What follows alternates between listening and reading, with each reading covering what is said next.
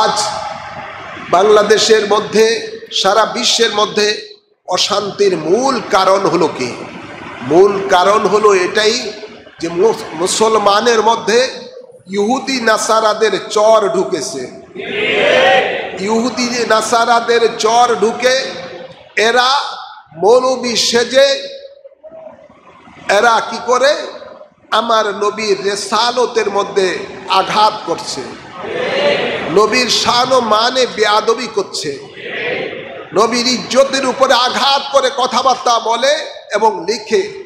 এদের দ্বারা আজকে দেশ চরম অশান্তির মধ্যে আছে এবং এই মুনাফিকগুলোই বাংলাদেশকে একদিন দেখবেন যে একদম নরকে পরিণত করবে, নরকে পরিণত করবে এগুলো, এবং করা শুরু করে দিয়েছে।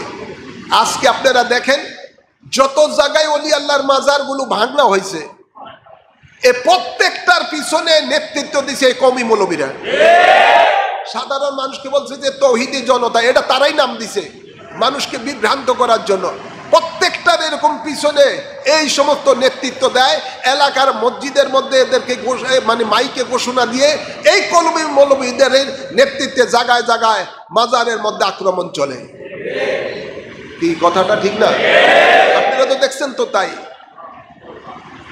যেখানে যত জায়গার মধ্যে ফুটেজ দেখেন শুধু এই তারাই, তাদের এই অপকর্ম। তো এদের স্পর্ধা দিন পি দিন বেড়ে গেছে। বেড়ে যাওয়ার কারণে প্রশাসনিকভাবেও এদেরকে শাস্তির আওতায় আনা হয় না। কোনো সময় ধরা ধরা পড়লে দুই একটা আবার কয়দিন পরে তাদেরকে আবার ছেড়ে দেওয়া হয়। এদেরকে সরকার দ্বারা এদেরকে দমানো যাবে না। সরকারি দিকে তাকিয়ে থাকলে এদের দিন পি দিন স্পর্ধা বাড়তেই থাকবে, দমানো যাবে না। আমি অনেক আগে বলেছি এই সরকার হলো একটা অথর্ব সরকার, এটা মেরুদণ্ডহীন একটা সরকার। এটাকে আমেরিকায় বসে এসে শুধুমাত্র আমেরিকার একটা সামরিক ঘাঁটি বানানোর জন্য। আপনারা দেখলেন না বাংলাদেশে কখনো এই ধরনের আমেরিকার সোলজার এইভাবে চট্টগ্রামের মধ্যে সেন্ট মার্টিনে আসে? চট্টগ্রামের সেখানের মধ্যে আজকে বিমান, সেই কক্সবাজারের মধ্যে, সেই চট্টগ্রাম বিমানবন্দরের মধ্যে আজকে আমেরিকার সোলজারেরা লাফালাফি করে। তারা বাংলাদেশকে পুরাপুরি তছনছ করে দেওয়ার জন্য এসেছে। এই আমেরিকা যেখানে পা রেখেছে সেই দেশটাই ধ্বংস হয়ে গেছে, সেই দেশটাই ধ্বংস হয়ে গেছে। আমরা তো নাকে তেল দিয়ে আমরা ঘুমাচ্ছি। আমরা না দেশের চিন্তা করি না অন্য কিছু চিন্তা করি। ইউনূস হলো আমেরিকার একটা চর, আমেরিকার একটা দালাল। তাকে এই দেশে পাঠাইছেই আমেরিকা এই দেশের মধ্যে ঘাঁটি করার জন্য। আপনি দেখেন আজকে আমেরিকা দ্বারা সারা পৃথিবীর মুসলমানের দেশগুলো আজকে নির্যাতিত।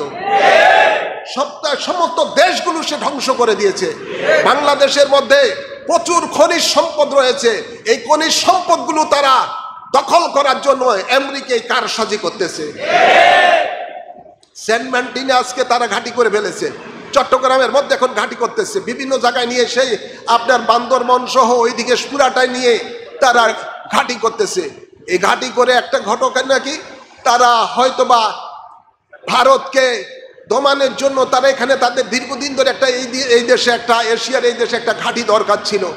এই ঘাঁটিটা আজকে ইউনূসের দ্বারা সেটা তারা করেছে। করানোর পরে হবে কি, একটা গন্ডগোল লাগলে শেষে হবে কি, চীন আর আমেরিকার সাথে ইয়াতে ওই যে পাটা পুতায় ঘষাঘষি মরছে, দফা শেষ। বাংলাদেশটা একটা শান্তির দেশ ছিল, শত শত বছর ধরে একটা শান্তির দেশ ছিল। জাতি ধর্ম নির্বিশেষে সকল ধর্মের মানুষেরা শান্তি বসবাস করেছে, এখানে কোনো অশান্তি ছিল না।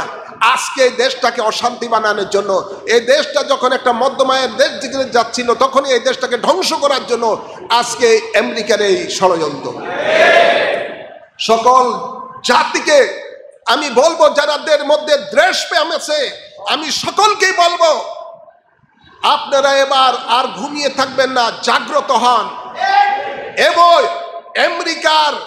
আমেরিকার এই ষড়যন্ত্রকে রুখতে হবে।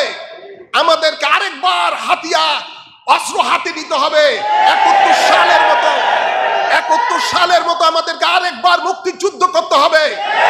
আমাদের স্বাধীনতার সবচেয়ে বড় দুশ্মন ওই সময় ছিল আমেরিকা। সপ্তম নৌবহর পাঠিয়েছে আমেরিকা আমাদেরকে দমন করার জন্য। সেই আমেরিকাই এবার আমাদের দেশকে দখল করতে আসছে। এই আমেরিকাকে বিতাড়ন করার জন্য, আমেরিকার চামচাদেরকে বিতাড়িত করার জন্য আমাদেরকে আরেকবার অস্ত্র হাতে নিতে হবে। এই দেশের স্বাধীনতা, দেশপ্রেমিকদেরকে আরেকবার রুখে দাঁড়াতে হবে। এই ছাড়া কোনো উপায় নাই। এই আমাদেরকে জিহাদ অবতীর্ণ হতে হবে। আমাদেরকে জিহাদ অবতীর্ণ হতে হবে দেশ রক্ষার জন্য, ইসলাম রক্ষার জন্য, আমাদের ঈমান রক্ষা করার জন্য। এটা একমাত্র যারা দেশপ্রেমিক, নবী প্রেমিক, অলিক প্রেমিক তাদের দ্বারাই সম্ভব, মুনাফিকের দ্বারা সম্ভব নয়। কেননা মুনাফিকেরা তাদের কাছে বিক্রি হয়ে যায় টাকার সামনে, ডলারের সামনে তারা বিক্রি হয়ে যায়। এই জন্য ওদের দ্বারা সম্ভব নয়। ওরা তো দালাল আগের থেকেই। আল্লাহ এ দেশকে হেফাজত করুন, আমিন বলেন। আল্লাহ এ দেশকে হেফাজত করুন। নবী অলির দুশ্মন থেকে, দেশের দুশ্মন থেকে, বাংলাদেশের স্বাধীনতা সার্বভৌমত্বকে আল্লাহ রক্ষা করুন।